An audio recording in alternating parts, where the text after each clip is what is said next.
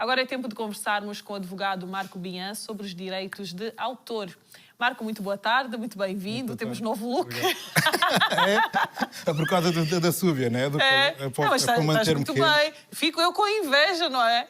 Mas pronto, aqui dentro estamos quentinhos. Realmente há um frio lá fora. É o que caracteriza janeiro e fevereiro em Aqui em Portugal. Portugal, não é? sim. Quem tiver assim uma oportunidadezinha de ir para países mais quentes, a altura é agora, é o que eu digo sempre. Mas pronto, Marco, vamos falar então deste tema que ficou como sugestão na nossa conversa passada, que são os direitos autorais. Um tema muito importante, como nós sugerimos da vez passada. Peguem num papel e numa caneta e anotem. Quem não conseguir fazer isso, basta contactar diretamente aqui o nosso advogado. Marco, Obrigado. antes de começarmos, o que são direitos autorais? O que é que são os direitos autorais? Os direitos de autor são aqueles direitos que se concedem à pessoa que criou algo inovador. E criou no sentido de que, por um processo próprio criativo, criou uma obra original e que exteriorizou-a de qualquer maneira, ou seja, não a guardou para si, não ficou só com uma ideia. E estes direitos são concedidos a essa pessoa, uma vez que a pessoa... Muitos destes direitos são manifestações da sua própria personalidade e a pessoa merece essa consideração, merece esse respeito, e os direitos de autor têm a ver com esse respeito ao criador da obra, têm a ver com a promoção da cultura, digamos assim, ou seja, a pessoa quando vê o seu esforço, o seu trabalho cultural reconhecido, considerado, em princípio vai produzir mais e isso vai aumentar a cultura, isso vai melhorar todos os cidadãos. Exato. Portanto, há um objetivo político, digamos assim, nos direitos autorais, que é promover a cultura e promover que as pessoas criem mais obras. E como é que se chega, ou como é que se... há alguma formalidade para se obter estes Muito direitos? bem. Exatamente. Essa é uma questão interessante, porque às vezes tomamos atenção aos direitos industriais, de patentes e coisas assim, em que é preciso registrar. Cada vez mais, não é? No respeito aos direitos de autor, não há essa exigência. No respeito aos direitos de autor, a pessoa, ao criar a obra, ao, de certa forma, exteriorizá-la, e reconhecendo-se que é uma obra que tem ali algo original, criativo, não é uma cópia, algo original, uma coisa que é uma emanação daquela própria pessoa, tem automaticamente o respectivo direito. Os registros são úteis para prova, mas imaginemos num concerto, a pessoa que cria um refrão não tem de o registar, pode cantá-lo naquele momento e o direito automaticamente está criado e está protegido no âmbito dos direitos de autor. Ok, mas isso não é tão bonito como estamos aqui a falar, não é? O que podemos constatar ultimamente é que há uma grande tendência para o plágio ultimamente, não é? Por exemplo, essa questão do refrão, estás-me a dizer agora, que a pessoa criou ali no concerto, milhares de pessoas presenciaram inclusive, mas ao mesmo tempo essa pessoa não registou. No dia seguinte alguém agarrou naquilo e cantou com a sua voz e vai registar. Como é que isso funciona na prática? Como é que funciona na prática? Esse registro estaria inquinado porque não estaria a registrar uma obra inovadora.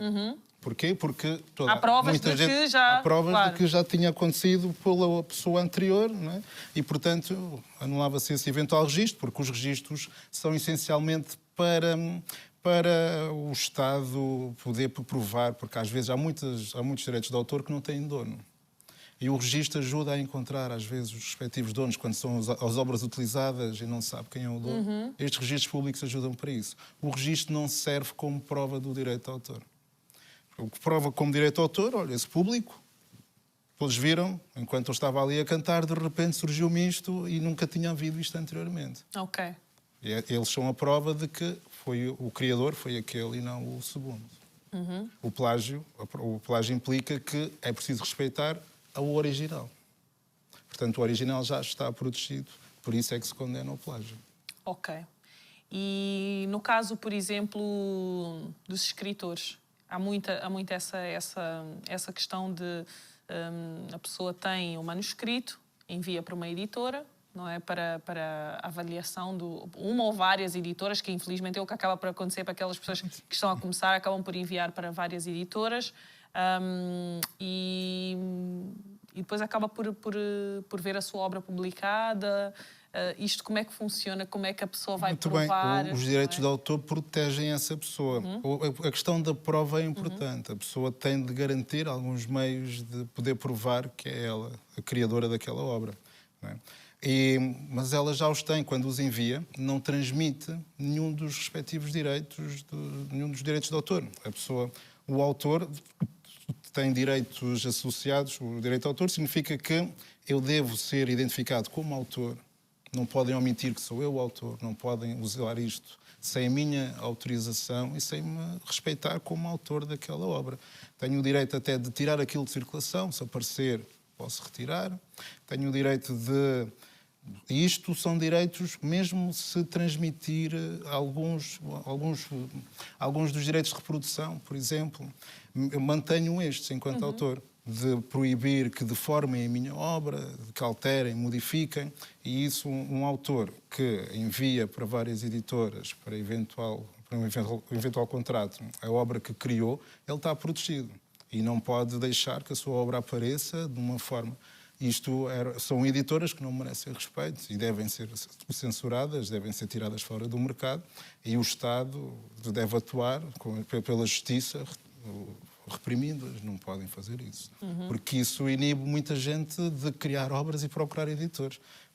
Não é? Portanto, o mercado, o objetivo cultural fica em causa, Claro. com o mercado a atuar dessa maneira, com editores, com esses comportamentos. Portanto, não se tolera. Mas há. Infelizmente, mas não se pode tolerar isso. Há. Esta é uma dúvida que nós temos, que é de casa, isso. Por acaso. Eu aproveitei e fiz logo aqui a ponte. Não. Sim, é verdade, mas digo-te isso porque é o que mais há ultimamente, não é? Acontece muito, por exemplo, de pessoas que... Por exemplo, em África ainda há muita dificuldade dos próprios autores perceberem os seus direitos e como devem proceder na altura da publicação, da venda, não é? E há aqui uma questão também que é, às vezes, a diferença económica, porque o direito... Costuma-se dizer que as questões económicas não implicam no direito. Implicam sim, claro. Principalmente no que respeita a fazer justiça. Uma editora que tenha muito dinheiro consegue, de alguma forma... pôr no bolso um autor com pouca, que está a surgir e que criou uma obra muito boa, que é muito utilizada, que é muito reconhecida, e depois vê a sua obra ali exposta e tem a angústia de que eu criei e não estou a ter nenhum mérito e outros estão a ganhar à custa disto. Mas isso porque muitos deles também nem sequer sabem ler o contrato, não é? Há aqueles contratos... Mas mesmo assinando contratos, há direitos que se mantêm aos autores. Pronto, mas eu digo o ler o contrato porquê, Marco? E nós tivemos essa discussão aqui com sugeri este tema porque foi um artista que nós tivemos aqui e que ele foi burlado várias vezes por produtores que receberam dinheiro e que prometeram gravar o álbum dele e ainda ficaram com as músicas dele. Ficaram com o dinheiro e as músicas dele. Pronto. Ele tinha assinado um contrato. É o que eu digo, tem que se ler muito bem o que é que estamos a assinar. E nós não temos a obrigação de saber ler um contrato. Para isso é que existem os advogados. Sim. Convém estar acompanhado de um advogado. Claro. E o contrato, mesmo depois de assinado, não quer dizer que aquele contrato seja válido. Podem haver cláusulas que são anuláveis por vários motivos. E esse comportamento, se o contrato era válido, significa que ele tinha direito a uma remuneração. A lei em Portugal obriga à remuneração num contrato em que se transmitem direitos de autor ou em que se autoriza a reprodução dos direitos de autor. E os direitos de autor também. Existem os direitos de autor e os direitos conexos. Os direitos conexos são os dos bailarinos, os dos intérpretes. Por exemplo, um autor, se vai cantar a sua própria música, ele tem direitos de autor e ainda tem direito enquanto intérprete. A verdade é que a remuneração, muitas vezes, é só uma. Mas o autor pode só escrever a letra e depois ser outro a interpretar. Okay. E existe direitos de autor. Sim, os direitos de autor cobram num lado, o autor ainda cobra o intérprete, porque se calhar o intérprete que cantou aquela letra de uma maneira que o autor nem sequer a previa. Então há ali o direito de autor protegido e o direito da interpretação, que também tem um caráter criativo único, que merece ser tutelado, também tem um direito de autor associado. Os direitos de autor são um mundo muito rico e que gera muito dinheiro. Nós vemos, ainda por cima hoje em dia com os conteúdos, as redes sociais ainda fizeram e puseram mais em voga e dão mais importância aos direitos de autor. Exato. Porque uma pessoa cria uma música e imediatamente está logo a publicá-la. E depois, de repente, do outro lado do mundo, alguém está a usar e está a fazer publicidade com isso, a pessoa não sabe, se calhar, mas um dia pode vir a descobrir. Isto é assim, este mundo globalizado. Mas as redes sociais hoje em dia funcionam bem, porque houve uma altura, acho que foi em 2020, na altura da pandemia, em que até usar uma música para um vídeo, para publicar um vídeo no Instagram, por exemplo, aquilo era automaticamente censurado. Não é? Porque, eu acho que começa a haver um maior controle também. É, porque estas redes sociais, porque se eu uso uma música do X, sem autorização do X, e se eu utilizo o Instagram ou um palco qualquer para reproduzir isto, eu e aquele que me deu o palco estamos a violar os direitos de autor. Portanto, por isso é que estas redes sociais têm de se proteger. Porque estão a dar um palco, estão a ampliar a violação dos direitos de autor. Eu já a violei e ainda estou a usar aquela ajuda para violar ainda mais. Exato. E isto para quê? Para me promover, para que eu tenha mais gostos, digamos assim, para que eu tenha mais visibilidade, para que eu ganhe dinheiro com isto. Estou a ganhar e o outro que criou, não é? Fica ali, os direitos de autor olha para o céu. E os direitos de autor são para proteger isto, a criatividade. Porque as pessoas não podem só beneficiar do esforço criativo dos outros. Esse esforço criativo merece essa tutela para que haja mais, para que haja cada vez mais cultura. Esse é o grande objetivo dos direitos de autor, promover a cultura. É verdade. E nós notamos isso mesmo aqui a nível de televisão, a nível da rádio e os podcasts também, que agora estão super em alta. Há que se ter muito cuidado com o tipo de música que se vai... Tu até podes chegar a usar, estas plataformas podem chegar a usar, mas depois aparece um iluminado advogado, não é? Que muitos desses autores, Marco, nem têm noção que o seu produto ou o seu trabalho está a ser usado de forma indevida, e tu já tens agora, olha aqui uma fonte agora para ti também, já há agora advogados atentos que estão aí só para controlar aquela fotografia que foi usada sem ser comprada, sem autorização, e eles próprios abrem logo um processo. E digo-vos, é horrível. O valor é altíssimo. Eu vejo muitas... É melhor negociar antes do que... Exatamente. Eu vejo muitos cabeleireiros ali com a fotografia da Beyoncé, muitas boutiques com a fotografia da Rihanna. Cuidado. Um dia que ela se passe, ou que ela se passe não, um dia que aparece um advogado iluminado, vai lá fazer uma foto e diz que a imagem daquela figura está a ser usada indevidamente, vocês vão ter uma multa pesadíssima para pagar. É o que eu digo, às vezes nem o rim ou o coração chega para... Então vamos ter muito cuidado quando usamos obras de autores, e falo de livros, não é? Nós também fazemos muitas partilhas de trechos de livros e coisas assim. Muito cuidado também, porque hoje em dia é tudo controlado, tudo monitorado. Já agora, acerca dos trechos, a lei prevê algumas exceções quando... O próprio disponibiliza? Mesmo sem autorização do próprio, podemos disponibilizar alguns trechos de algumas obras, desde que respeitemos a obra em si e que não divulguemos a obra toda. Só um trecho. Exato. Divulgar um trecho não pode não ser violação dos direitos de autor. Ok. A lei prevê essa exceção porque também a obra é para ser utilizada. Claro. Então, mas há que ter os devidos cuidados e sempre respeitar o direito que o autor tem à sua devida remuneração. O trecho, às vezes, não é uma violação disso. Agora, a obra na totalidade já passa. Aí não há dúvida. Não é? Mas um trecho, em princípio, consegue-se. Uma coisa pequenina, por exemplo. Numa música, passar-te uns 15 segundos ou 10 segundos, se calhar, não viola necessariamente. Claro. Tá? Mas mais do que isto, se calhar, já estamos. Já está a violar, exato. Até porque...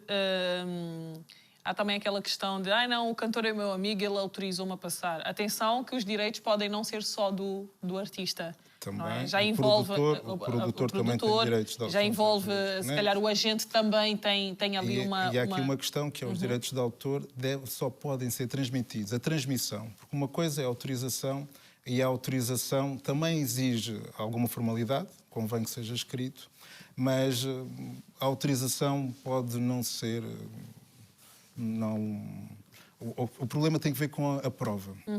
Se a pessoa não conseguir provar que tem autorização dos direitos de autor, porque foi verbal, está em risco de ter de indemnizar o tal amigo.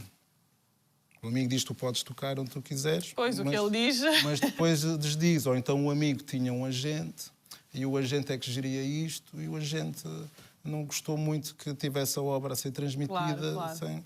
Então, portanto, os direitos de autor, para ter autorização, convém que seja por escrito. E a transmissão dos direitos de autor é necessariamente por escrito. Transmitir mesmo, dizer: olha, agora és tu que ficas com o dinheiro da reprodução disto, eu fico com os direitos de autor, que são aqueles inalienáveis, que é o meu nome, acompanhado desta obra é meu, não podem dizer que isto é de outra pessoa, não podem modificar isto sem a minha autorização, e um dia que eu me chateio, eu posso retirar isto. Se tiver de indemnizar alguém, vamos ver como é que fazemos isso, depende dos contratos também, como são feitos, mas é possível, fica transmitido, né, os direitos patrimoniais, e o autor fica só com os direitos morais sobre a obra.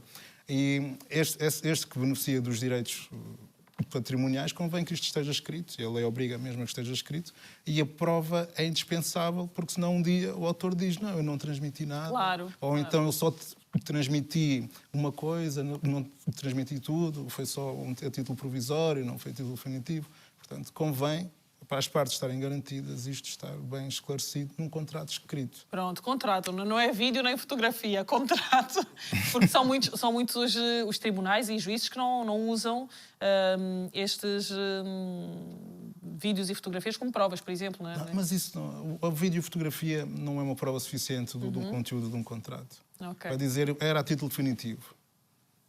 Não sei como é que a fotografia poderia ser clara sobre hoje em dia há montagem para tudo, não é? Portanto, convém fazer um contrato escrito, e a lei até, em certas circunstâncias, até exige mesmo que seja uma escritura pública. Sim. Nem vale um contrato particular. Hoje em dia, sim, vou beber um café contigo, vamos acertar. Leva o teu advogado como quem não quer nada. O advogado não é meu amigo, está só ali a ouvir. Por qualquer coisa, ele quem entra com as falas. Eu que digo sempre às pessoas, nós não precisamos saber tudo. Por isso é que existem profissionais para tratar disso. Às vezes estamos a resolver o nosso problema da vida inteira tendo um profissional ali ao lado. Marco, uma última questão que é... eu vendi um quadro, não é? Eu sou artista plástico e vendi um quadro. Continua a ter direitos sobre aquela obra? Tem direitos sobre aquela obra. Há aqui os direitos de autor, por exemplo, o direito de que o meu nome, o nome do autor, fique associado ao quadro. Tem o direito também de impedir que alguém estrague o quadro. Sim. Também tem o direito disso. Não tem o direito de ir ver qual é a parede que o cliente vai pendurar o quadro. Isso já porque já perdeu esse direito. Claro. Mas existe um direito que é o chamado direito de sequela, que também acompanha, ou seja, se o quadro estiver a ser vendido por agentes comerciais, a lei só prevê isto para agentes comerciais, e quando não se dirige essa venda a um museu ou a entidades sem fins lucrativas, o autor que já transmitiu esse direito patrimonial há muito, ele tem direito a uma percentagem na venda desse quadro. Que é o chamado direito de sequela. Isso acontece em certas circunstâncias, tal como estão previstas na lei. A lei até prevê a percentagem no que respeita, e um limite, um teto no que respeita a isso. Portanto, esse autor mantém os direitos de autor morais e tem o tal direito de sequela. Eventualmente nas transações que o quadro for objeto. Ok, uau! Muito bem, sim senhora, acho que conseguimos esclarecer aqui esta questão dos direitos autorais. Caso não tenhamos conseguido, o Marco está à disposição, já sabem, basta entrarem em contacto, podem mandar uma mensagem para a nossa página do Bem-vindos ou também diretamente para a página do Marco Binhan. Marco, foi um prazer enorme, muito obrigada por este esclarecimento, vamos aguardar por mais temas também. Muito bem. Obrigada, foi um prazer e até breve. Obrigado.